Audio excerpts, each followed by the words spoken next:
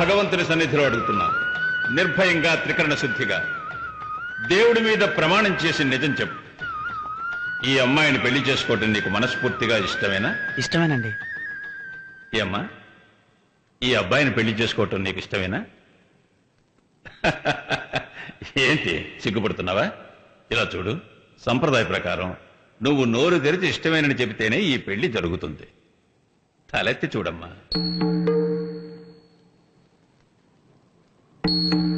అయితే ఈ పెళ్లి చేసుకోవటం నీకు ఇష్టం లేదా? నేను ఇంకొకరిని ప్రేమించానండి. చిన్నపిల్లండి, ఏదో తెలియక మాట్లాడింది. తమరి పెళ్లి జరిపిస్తే అన్నీ సర్దుకుపోతాయి.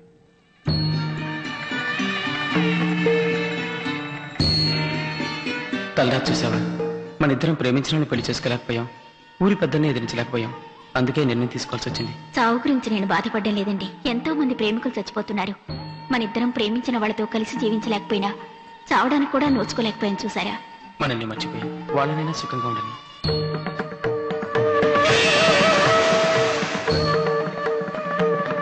నేను చేసిన తప్పుకు ప్రాయశ్చిత్తంగా నా యావదాస్తిలో సగభాగం ఈ గుడికి రాసిస్తున్నాను.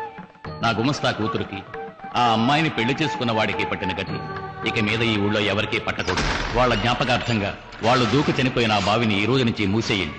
ఇక మీద ఈ ఊళ్ళో ఎవరికి పెళ్లి జరిగినా సరే, వాళ్ళు లేనివాళ్లు కావచ్చు, ఉన్నవాళ్లు కావచ్చు, ఈ భగవంతుని సన్నిధిలో చేసుకోబోయే వాళ్ళ ఇష్టాయిష్టాలు తెలుసుకుని ఆ దేవుడి మీద ప్రమాణం చేసిన తర్వాతే పెళ్లి జరగాలి.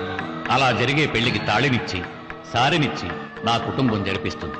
నా తదనంతరం నా వారసులు కూడా ఇదే విధంగా ఈ ఊళ్ళో ప్రతి పెళ్లి జరిపించాలని నా ఆశ.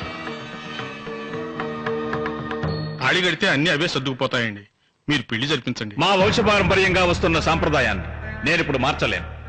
ఈ ఊళ్ళో జరిగే ప్రతి వివాహానికి కన్నవాళ్ళ అంగీకారం కన్నా చేసుకోబోయే వాళ్ళ అంగీకారమే ముఖ్యం. ఇష్టం లేని ఏ వివాహం ఈ ఊళ్ళో జరగకూడదు. అటువంటి వివాహాన్ని ఏనాటికి నా వంశీకులు చెయ్యరు. ఈ ఊరి కట్టుబాటు ఏమిటో మీకు తెలుసు కదా. మీ అమ్మాయి మనసారా ఎవరిని ఇష్టపడుతుందో అతనికే ఇచ్చి తనకు వివాహం చేయాలి. అది మీరు ఇంకెవరికైనా ఇచ్చి వివాహం చేస్తే మీ కుటుంబానికి ఈ ఊళ్ళో స్థానం ఉండదు. మీ జీవితం కన్నా మీ పిల్లల జీవితమే ముఖ్యం. మనసుకి ఇష్టం లేని వివాహం చేసుకుని వాళ్ళు బావిలో దూకి చావటం కంటే వాళ్ళకి ఇష్టం లేని పెళ్లి చేయటానికి మీరు తీసుకొచ్చారే ఆ తాళి, దాన్ని బావిలో పడేయటమే మన ఊరు అలవాటు. రే, బావిని తెరవండిరా.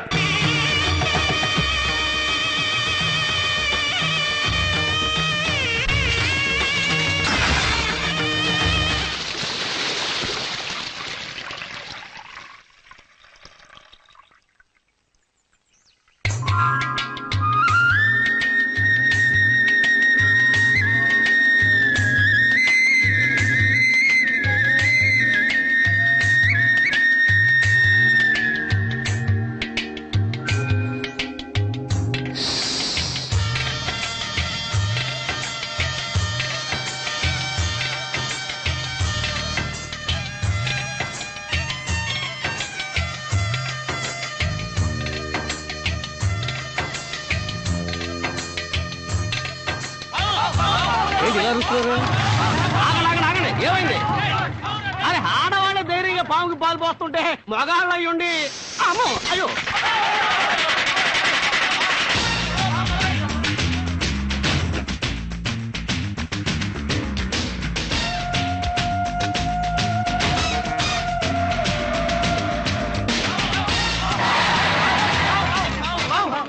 అమ్మగారు వచ్చారు.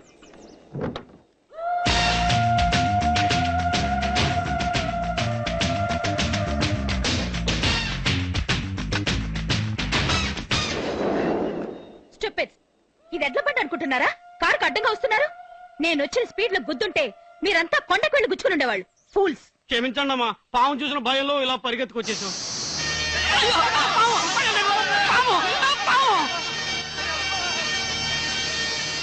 సాగుకొట్టుండ్రా దాన్ని. అయ్యో వద్దమ్మా, అది దేవతమ్మా, ఎవరిని ఏమి చేయదు. దయచేసి ఆ పాము చంపకండి. చేతి, నా ఇంట్లో పనిచేసేదానివి నా చెయ్యి తాకి మాట్లాడేంత పొగరొచ్చిందా? ఏంట్రా చూస్తూ నుంచున్నారు? ఆ పాము చంపమన్నానా? చంపకండి.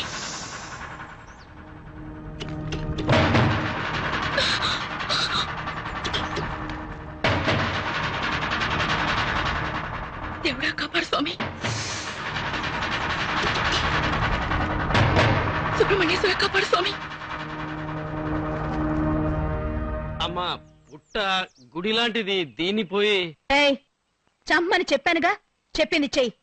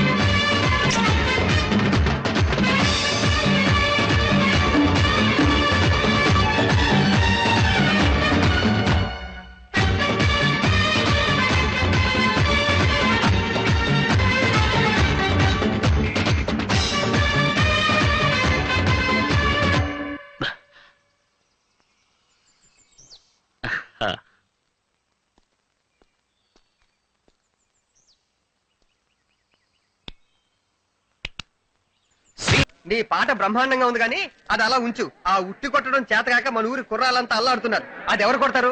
దానికో దారి చెప్పు. నాకే అవమానంగా ఉంది. నరసింహ, ఆ ఉట్టి నువ్వు కొడతావా, నన్ను కొట్టమంటావా? నేనే కొడతాను. జాగ్రత్త కొట్టు, జాగ్రత్త.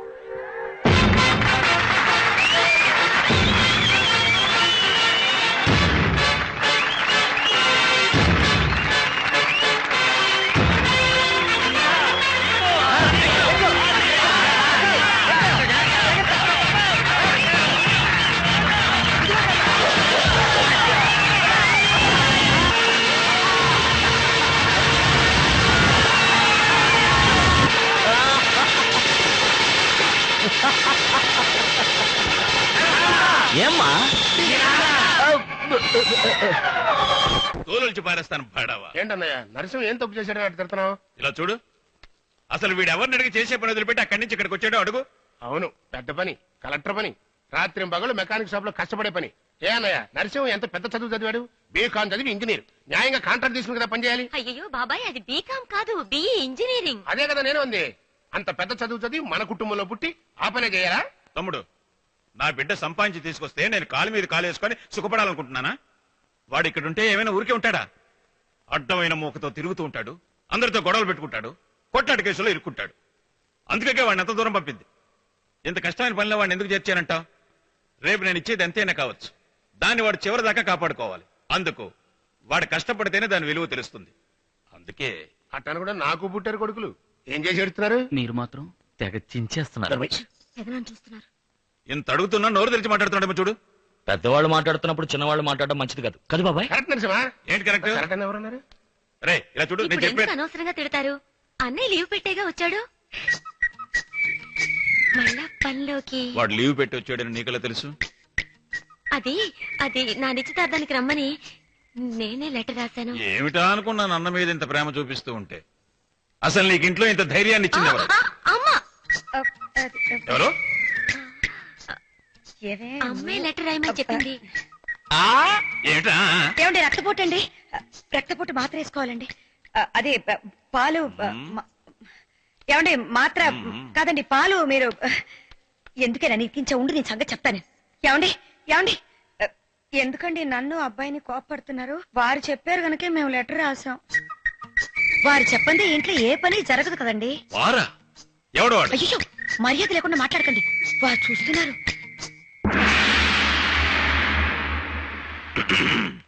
సరే సరే, నేనే లెటర్ వేయమన్నాను. ఎందుకని? ఇంట్లో ఒక శుభకార్యం జరుగుతోంది, మన అబ్బాయి కూడా రావాలి అని. అందుకని అందరి ముందు గుట్టు రట్టు చేయమన్నానా? అసలే నీ కొడుకు తుంటరి. నేనింత గారం చేస్తున్నానని వాడికి తెలిసిందో. అన్నయ్య నువ్వే రమ్మని లెటర్ రాసి ఇప్పుడు తిరుగుతున్నట్టుగా నటిస్తున్నావే, అద్భుతమైన అంటున్నాయా. మాకు కూడా కలిసి నేర్పచ్చు కదా. నువ్వే వాళ్ళకి నేర్పు. అందరితో వేడుకు చూస్తున్నావా? వెళ్ళు, వెళ్ళండి. రే రక్తపోటు మాత్ర శివ. రే ఆగరా.